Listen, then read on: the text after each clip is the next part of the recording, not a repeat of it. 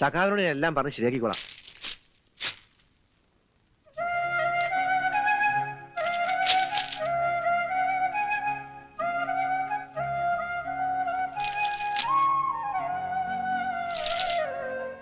സഖാവില്ലേ അകത്ത്? ഉണ്ടല്ലോ, അവൻ ആരോടോ സംസാരിച്ചോണ്ടിരിക്കുക. ഞങ്ങൾ എത്ര നല്ലവരാണെന്നൊന്നും പറയുന്നില്ല. മുമ്പ് കള്ളക്കടത്തുകാർക്ക് വേണ്ടി ഞങ്ങൾ പണിയെടുത്തിട്ടുണ്ട്. അന്നൊന്നും ഈ പോലീസോ കസ്റ്റംസോ ഞങ്ങളെ പിടിച്ചിട്ടില്ല. ഇപ്പോ കള്ളക്കടത്തുകാരെ സർക്കാർ ഒറ്റ കൊടുത്തുകൊണ്ടാ അവന്മാർ ഞങ്ങൾ തലയെടുക്കാൻ നടക്കുന്നത്. ഈ അപകടം നേരത്തെ മനസ്സിലാക്കിയത് കൊണ്ടാണ് നിങ്ങളുടെ യൂത്ത് വിങ്ങുകാരെ കൂടി നമ്മൾ ഇതിൽ ചേർത്തത്. എന്നാ ഇപ്പൊ ഞങ്ങളെ സഹായിക്കാൻ ആരുമില്ല. അന്നൊക്കെ പോലീസ് പ്രൊട്ടക്ഷൻ തന്നിരുന്നു. പക്ഷെ ഒരു മുന്നറിയിപ്പും ഇല്ലാതെ പ്രൊട്ടക്ഷൻ പിൻവലിച്ചു. ഒന്നുമില്ലേലും ഞങ്ങൾ വഴി സർക്കാരിൽ നിന്ന് കിട്ടിയ റിവാർഡിൽ പാതി നിങ്ങളുടെ യൂത്ത് വിങ്ങിനും കിട്ടിയില്ലേ? ആ, അതിലുമുണ്ട് കള്ളക്കളി. 18 കോടിക്ക് മുകളിൽ വരുന്ന സ്വർണമാ പിടിച്ചത്. പക്ഷേ പോലീസിന്റെ കണക്കിൽ വന്നപ്പോ 15 കോടിക്ക് താഴെ ഉള്ളൂ. അന്ന് പിടിച്ച സ്വർണം തൂക്കിയത് അതെ, ബാലേന്ദ്രനാണ്. ഇന്ന് 11 മണിക്കാ പ്രകടനം. ഒരു മാറ്റമില്ല. ഓക്കെ. അന്ന് പിടിച്ച സ്വർണം തൂക്കിയത് കണ്ണൂരിലെ സറാപ്പ് വേണുവാണ്. ഓനും കൂടി സാക്ഷിയായി ഒപ്പിട്ട് കൊടുത്തേക്കണം മഹസറിന്റെ കോപ്പിയാണിത്.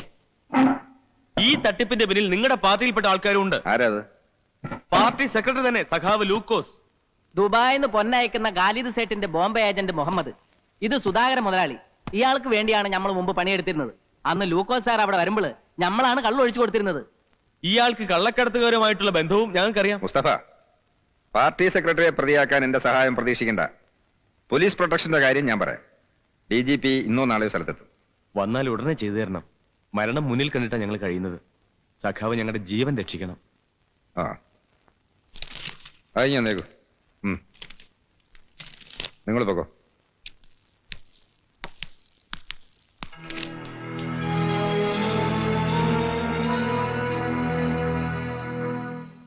മോനെ, നിന്റെ അച്ഛനെ കുറിച്ച് തിരുമേനി എഴുതിയിരിക്കുന്നുണ്ടോ?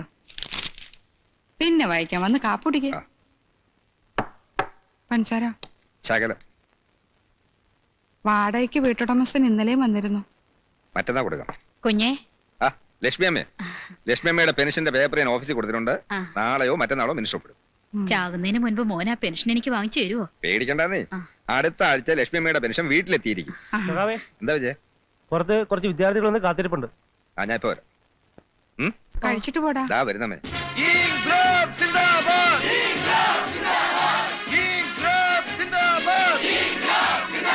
ആദിവാസി ദ്രോഹം അവസാനിപ്പിക്കുക. സർക്കാർ നീതി പാലിക്കുക.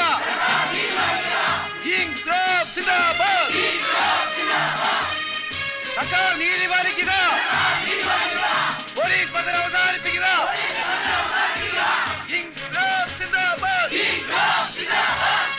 ആദിവാസി പട്ടയ പ്രശ്നം ഉടൻ പരിഹരിക്കുക. അവസാനിപ്പിക്കുക.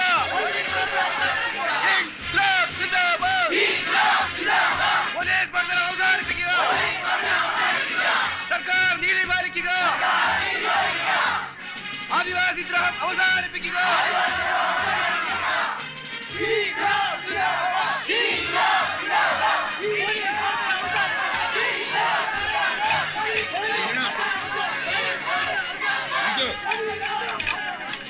എല്ലാരും ഇരിക്കണം. ഇൻക്ലാബ് സിന്ദാബാദ്. ഇൻക്ലാബ് സിന്ദാബാദ്. സർക്കാർ നീതി പാലിക്കുക. സർക്കാർ നീതി പാലിക്കുക. പട്ടയ പ്രശ്നം പരിഹരിക്കുക. ഇൻക്ലാബ് സിന്ദാബാദ്. Okay sir. ഇൻക്ലാബ് സിന്ദാബാദ്.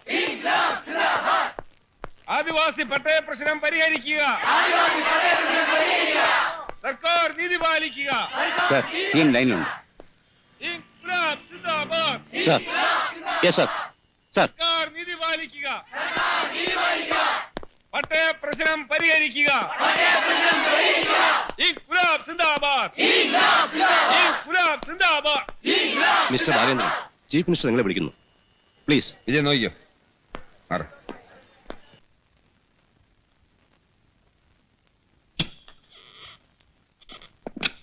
എന്താ ബാല ഇത്? നിന്റെ ഓരോ ഇടങ്ങേറി പിടിച്ച പണികള് വെറുതെ മനുഷ്യരെ കൊണ്ട് പറയിക്കാൻ.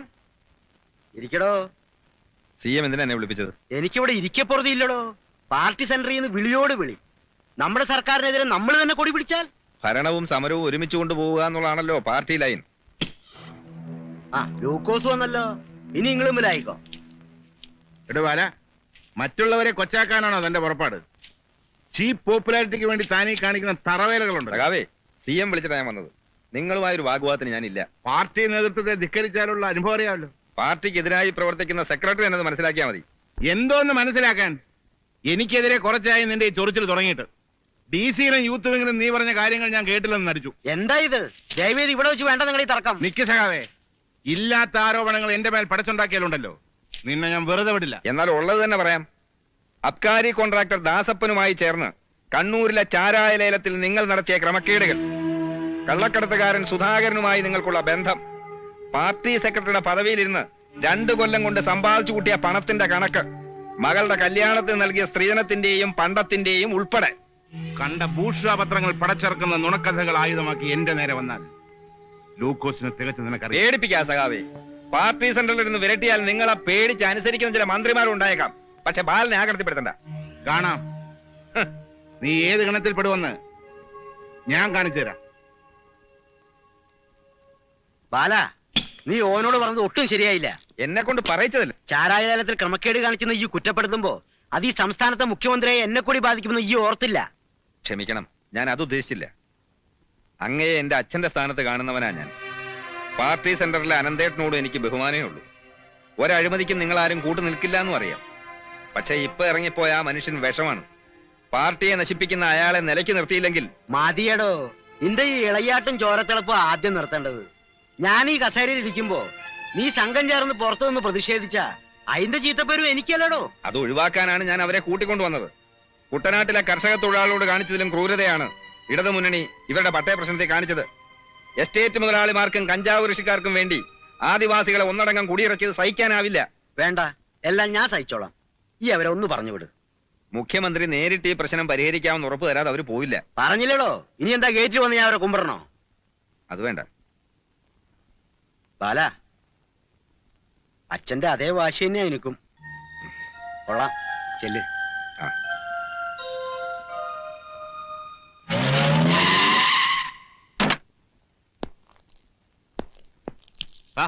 സാറ് ഇത് എവിടെയായിരുന്നു? ആളെ കാണാതായപ്പോ ഞങ്ങൾ തുടങ്ങി. വാ. ആ ശരി ശരി, അപ്പൊ നാളെ കാണാം. ഓക്കെ. നമസ്കാരം സാർ. നമസ്കാരം. നമസ്കാരം. എല്ലാവരും ഉണ്ടല്ലോ. എന്താ അത്യാവശ്യമായി എന്നെ കാണുന്നത്? കക്ഷിയെ വിളിക്കും. ആരാ? ഒരു ചെറിയ പ്രശ്നമുണ്ട്. സംഗതി സുധാകരന്റേതാണ്. ഇപ്പൊ എന്റേതും. ബാംബെന്ന് കാലീസേട്ട് വന്നിട്ടുണ്ട്.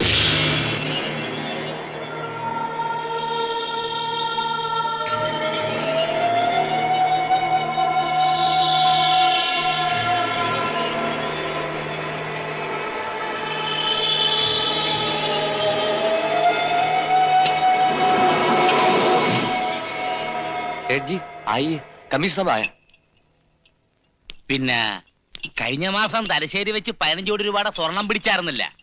അത് സുധാകരന് വേണ്ടി കാലീസേട്ടിനെ അയച്ചു കൊടുത്തായിരുന്നു. സുധാകരന്റെ കൂടെ ഉണ്ടായിരുന്ന ഒരു നാറി മുസ്തഫയാ ഒറ്റ കൊടുത്തത്. ഇപ്പൊ ഇവർക്ക് ഒറ്റ കൊടുത്തവനെ എങ്ങനെയെങ്കിലും വകവരുത്തണം. അതിനാണ് കാലീസേട്ട് എന്നെ നേരിട്ട് ഇങ്ങോട്ട് വന്നിരിക്കുന്നത്. ഇതാണ് കാലീസേട്ട്. I am Fernandez. കാര്യങ്ങൾ ഇവര് നടത്തിക്കോളും കേട്ടാ.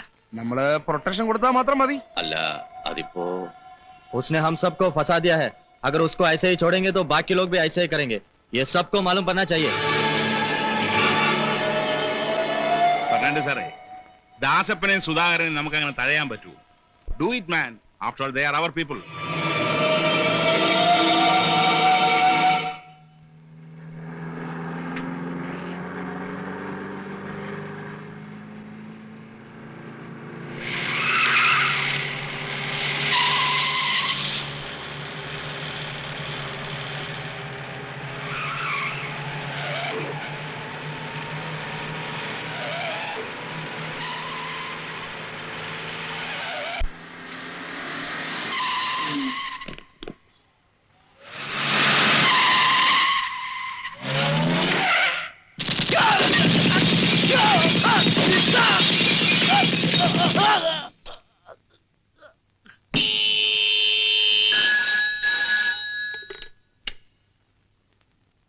Yes, commissioner here.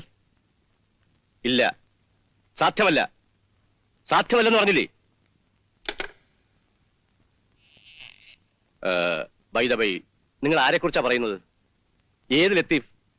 എനിക്കറിയില്ലല്ലോ. അയാൾ നിങ്ങളുടെ കസ്റ്റഡിയിൽ ഉണ്ടെന്ന് അറിഞ്ഞാണ് വന്നത്. ഓഹോ, എന്ത് കുറ്റത്തിനാണ് അയാളെ കസ്റ്റഡിയിൽ വെച്ചിരിക്കുന്നതെന്ന് മനസ്സിലാവുന്നില്ല. കോടിക്കണക്കിന് രൂപയുടെ സ്വർണം പിടിക്കാൻ ഗവൺമെന്റിനെ സഹായിച്ചതിനാണോ? അയാളുടെ കൂട്ടുകാരൻ നിങ്ങൾ പോലീസ് പ്രൊട്ടക്ഷൻ പിൻവലിച്ചത് കാരണം ബോംബെക്കാരൻ കൊല്ലപ്പെട്ടു. ഇയാളെ കൊല്ലിക്കാനാണോ ശ്രമം? ആവശ്യമില്ലാതെ ഇവിടെ ഒച്ച വെക്കരുത്. എങ്കിൽ അയാളെ വിട്ടുതരണം. ഇനി അയാൾ വല്ല കുറ്റവും ചെയ്തിട്ടുണ്ടെങ്കിൽ തന്നെ ഇത്രയും ദിവസം അയാളെ കസ്റ്റഡിയിൽ വെക്കാൻ നിയമപരമായി നിങ്ങൾക്ക് അധികാരമില്ല. താൻ എന്നെ നിയമം പഠിപ്പിക്കാണോ? എടോ, പാർട്ടി ഭരിക്കുമ്പോൾ തന്നെ പോലെ ചില ഊച്ചാളുകൾ പോലീസ് സ്റ്റേഷനിൽ കയറിയൊന്ന് അധികാരം കാണിക്കാറുണ്ട്. അത് ഇവിടെ പറ്റില്ല. പറ്റും മിസ്റ്റർ ഫെർണാണ്ടസ്. ഞങ്ങളുടെ പാർട്ടിയാണ് ഭരിക്കുന്നതെങ്കിൽ ഇത്തരം ഊച്ചാളിത്തരം കാണിക്കുന്ന പോലീസുകാരുടെ തലയെ തൊപ്പി കാണില്ല. Shut up and get out.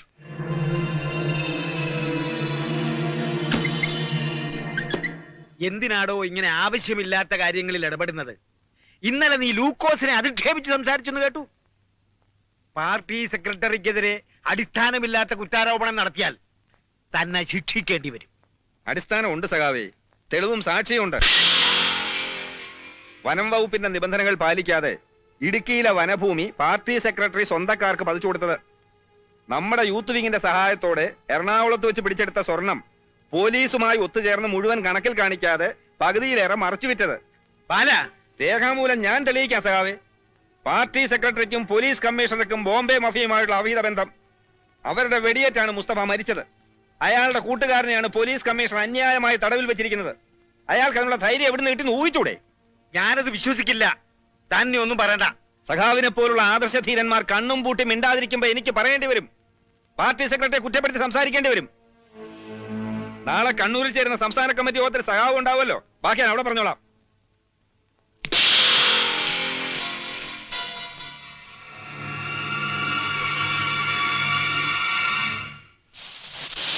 മോനെ, നിന്റെ ഈ എടുത്തിയാട്ടം നന്നല്ല. മുമ്പ് പാർട്ടിയിൽ അഭിപ്രായ വ്യത്യാസങ്ങൾ ഉണ്ടാവുമ്പോ ഒരു മധ്യസ്ഥനെ പോലെ അത് പറഞ്ഞു തീർക്കുന്ന ആളായിരുന്നു നിന്റെ അച്ഛൻ. അച്ഛൻ ഉണ്ടായിരുന്നെങ്കിൽ ഇതിനേക്കാൾ ശക്തമായി പ്രതികരിച്ചനെ. പാർട്ടിയുടെ തലപ്പത്തിരിക്കുന്നവരിൽ ചില കാണിക്കുന്ന വൃത്തികേടുകൾ അമ്മയ്ക്ക് അറിയില്ല. ഒരു സംഘടനയാവുമ്പോ അങ്ങനെയൊക്കെ ഉണ്ടാവും. പല സ്വഭാവക്കാരൊന്നിച്ച് പ്രവർത്തിക്കുന്നതല്ലേ. നീ അവിടെ ഒരു വഴക്കാളിയാവരുത്. പറയാനുള്ളത് ഞാൻ പറയും. ബാക്കി കമ്മിറ്റി തീരുമാനിക്കട്ടെ. എന്ത് സംഭവിക്കും നമുക്ക് കാണാം. എന്ത് സംഭവിച്ചാലും ശരി, നാളെ അവൻ അവിടെ എത്തിയിരിക്കരുത്. തന്നെ എനിക്ക് വിശ്വാസമില്ലായിട്ടല്ല ദാസപ്പ. ഞാൻ ആലോചിക്കുന്നത് വല്ല വിധത്തിലും പ്ലാനെങ്ങാനും തെറ്റിയാൽ തകരുന്നത് എന്റെ രാഷ്ട്രീയ ജീവിതമായിരിക്കും. പിന്നെ പറയണ്ടല്ലോ. അയ്യോ, അങ്ങനെയൊന്നും ഉണ്ടാകത്തില്ലെന്നേ. ദാസപ്പനേറ്റ എന്നാങ്കിലും കാര്യം നടക്കാതെ വന്നിട്ടുണ്ടാ സഖാവേ? ധൈര്യമായിട്ട് പൊക്കോ സഖാവേ.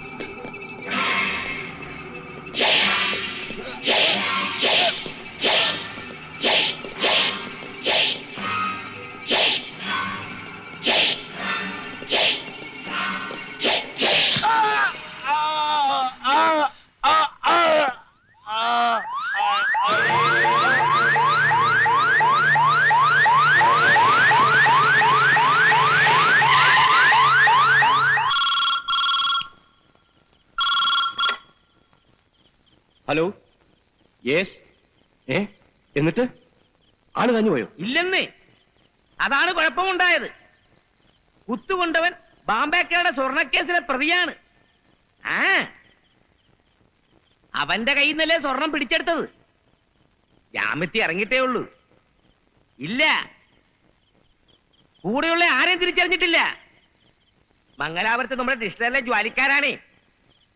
ഇല്ല, ആ ആശുപത്രി കിടക്കുന്ന പ്രശ്നം. സാറ് ഇതിനൊരു പരിഹാരം കണ്ടുപിടിച്ചേ പറ്റൂ. താൻ ധൈര്യമായിട്ടിരിക്കെ, ഞാൻ ഏറ്റെന്നേ. ബോംബെക്കാരുടെ സ്വർണ്ണക്കേസിൽ പ്രതിയാണ് ഞാൻ. ആ സ്വർണ്ണ ഉടമകളും ബാലേന്ദ്രനും തമ്മിലുള്ള പല രഹസ്യ ഇടപാടുകളെ കുറിച്ചും എനിക്കറിയാമായിരുന്നു. അടുത്ത് നടക്കുന്ന കോടതി ധാരണയിൽ സത്യം പുറത്താവുന്ന ഭയന്ന് എന്നോട് ഗൾഫിലേക്ക് ഇറങ്ങാൻ ബാലേന്ദ്രൻ നിർബന്ധിച്ചു. വീടും കുടുംബമുള്ള എനിക്ക് സമ്മതമായിരുന്നില്ല. അതിന്റെ പേരിൽ പറഞ്ഞു തെറ്റി ബാലേന്ദ്രനും കണ്ടാലറിയാവുന്ന മറ്റു 3 പേരും ചേർന്ന് കരുതിക്കുട്ടി കൊലപ്പെടുത്താനുള്ള ഉദ്ദേശത്തോടെ എന്നെ ആക്രമിക്കാനുണ്ടായത് എന്ന് പൂവള്ളിയിൽ ജോസഫ് മകൻ സ്കറിയ. ഇതല്ലേ സത്യം? ആണ്, ഇതാണ് സത്യം. സ്കറിയയ്ക്ക് ഈ കേസിൽ രക്ഷപ്പെടാൻ ഈ ഒരു മാർഗമേ ഉള്ളൂ. ആ, ഇതിൽ ഒപ്പിട്ടേക്കൂ. വിൻസെന്റ്, വിറ്റ്നസ്സായി ഡ്യൂട്ടി ഡോക്ടറെ ഒരു ഒപ്പൂടി വാങ്ങിച്ചോളൂ.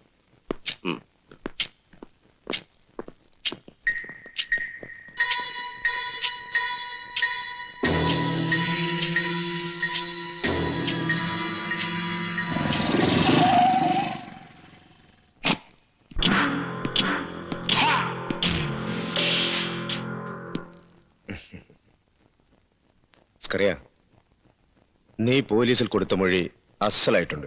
മുതലാളി പ്രത്യേകം നന്ദി പറയാൻ പറഞ്ഞു. പക്ഷേ ബാലേന്ദ്രനെ കൊടുക്കാൻ മാത്രം അതിന് ശക്തി പോരാ. അതിനാ ഞാൻ വന്നത്. നീ കൊടുത്ത മൊഴി മരണമൊഴിയാക്കാൻ.